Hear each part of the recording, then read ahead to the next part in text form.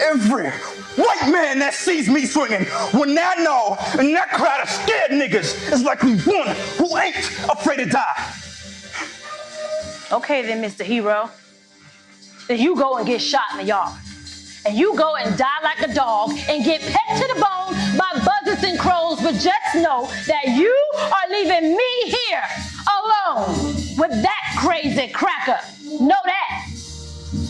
String of Pearls is all about a story of survival and triumph and love between a couple that helps them get from where they started to where they end up, and it turned out to be a beautiful story and a beautiful journey. I think a true African-American love story is about struggle. And I think that's what you find in this story. You find an excellent example of pure struggle and triumph over the struggle through the love. And I think that.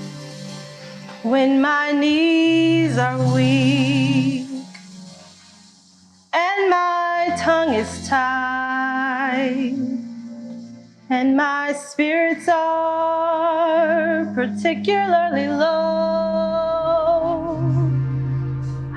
Starting in one place, being put in situations that you didn't choose, but being able to choose your path forward. It's the relationships you build along the way. It's the jobs you do. It's the many lifetimes that people live.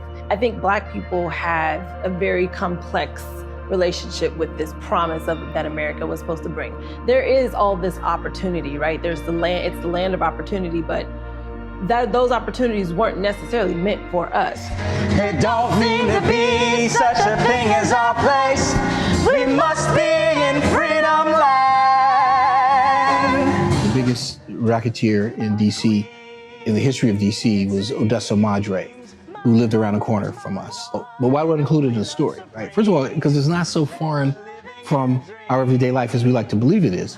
I think as one of the executive producers, and I did a lot of editing on String of Pearls. I've been living with it for 10 years, that I understand that the String of Pearls is really about my own life.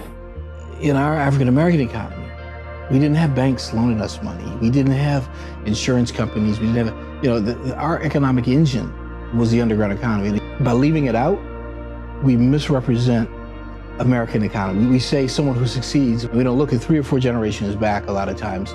It was the rackets. Ouch, Grandma Nettie, that's painful. Oh, well, baby, may getting your hair done by your great-grandmama be the most pain you'll ever have to endure. Somebody who went to college and where to get the money from, somebody bought a house, you had to go see Mr. So-and-so. The impact of that in our economy is a more truthful story about how some of the successes that we've enjoyed have come to be. String of Pearls.